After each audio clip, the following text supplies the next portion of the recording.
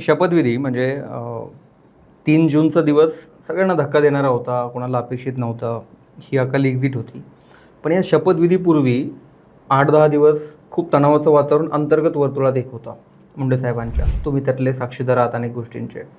तो म्हणजे खासदारकी निवडून आले होते. बीडमध्ये प्रचंड संघर्ष तेव्हा अजितदादा मुक्कामी होते बीडमध्ये. त्यांच्या विरोधात प्रचार झाला, सुरेश दत्त विरोधात होते. एवढं सगळं करून ते निवडून आले, सत्ता आली.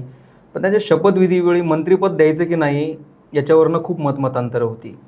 आणि तेव्हा अगदी शपथविधीच्या आदल्या दिवशीपर्यंत काही गोष्टी घडल्या होत्या. तुम्ही साक्षीदार आहात या गोष्टींचे.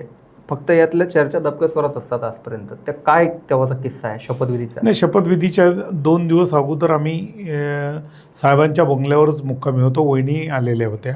साहेब, आम्ही आणि वहिनी असं आम्ही होतो. परंतु कार्यकर्त्यांची मोठ्या प्रमाणात गर्दी वाढू लागली की मुंडे साहेबांचा शपथविधी होणार आहे. मुंडे साहेबांनी 1 वर्ष अगोदरच आपण मंत्री होणार आहेत म्हणून ऑफिस तयार केलं होतं. आणि सुंदर असं ऑफिस मुंडे साहेबांनी तयार केलं होतं. मग त्या अँटी चेंबरला आम्ही बसलो होतो. तेवढ्यामध्ये मी आता नाव घेणार नाही, एका मोठ्या नेत्याचा फोन आला की मुंडेजी, तुम्ही शपथ घेणार नाहीत तर तुमच्याकडं महाराष्ट्र आणि महाराष्ट्राची विधानसभा आणि भावी मुख्यमंत्री म्हणून आम्ही पाहतो आहे, तर तुम्ही आता महाराष्ट्राच्या राजकारणामध्ये लक्ष घालावं, अशा पद्धतीचं धक्का देणारा फोन आला. दिल्लीतून फोन आला. दिल्लीतूनच. तर मुंडे साहेबांना त्याचं दुःख वाटलं नाही, पण आश्चर्य वाटलं. ते आश्चर्याचा धक्का देणारी गोष्ट होती की मराठवाड्यातून, महाराष्ट्रातून शेकडो हजारो कार्यकर्ते तिथं पोहोचलेले होते मुंडे साहेबाचा शपथविधी होणार आहे म्हणून. आणि सगळ्यांना अपेक्षा होतं, कारण गोपीनाथ मुंडे साहेबांनी 2009 ते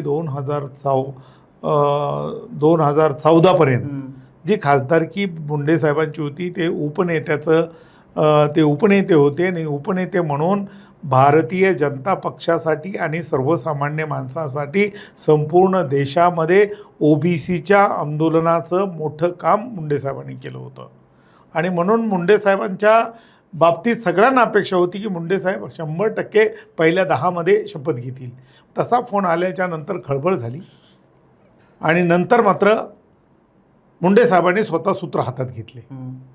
आणि मुंडे साहेबांना आम्ही म्हणालो की साहेब, कुणाला तरी बोललं पाहिजे, कुठं तरी गेलं पाहिजे, मोठ्या नेत्यांना भेटलं पाहिजे. मुंडे साहेब म्हणाले की आपल्याला कुणाला भेटायचं नाही, कारण आपला नियतीवर आणि आपल्या कर्मावर विश्वास आहे. आपण केलेले काम कोणी डावलू शकणार नाही.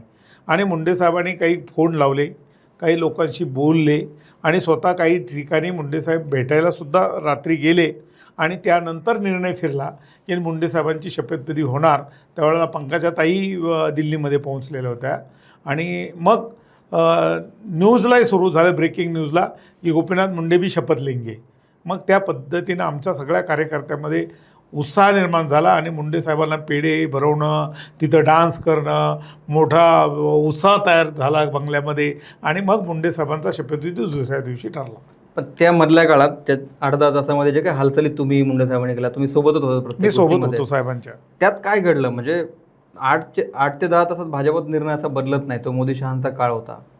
नाही, त्यामध्ये गडकरी साहेबांचंही फार मोठी मदत झाली.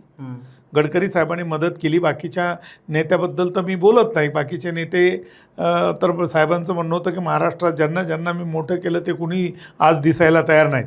पण गडकरी साहेबांनी मोठ्या प्रमाणामध्ये मुंडे साहेबांचा ऋणानुबंध होते.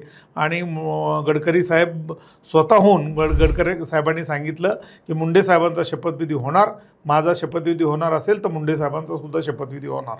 अशा पद्धतीनं गडकरी साहेबांची घेतलेली भूमिका होती. आणि म्हणून मुंडे साहेबांचा शपथविधीला गडकरी साहेबांचाही फार मोठा सहभाग आहे.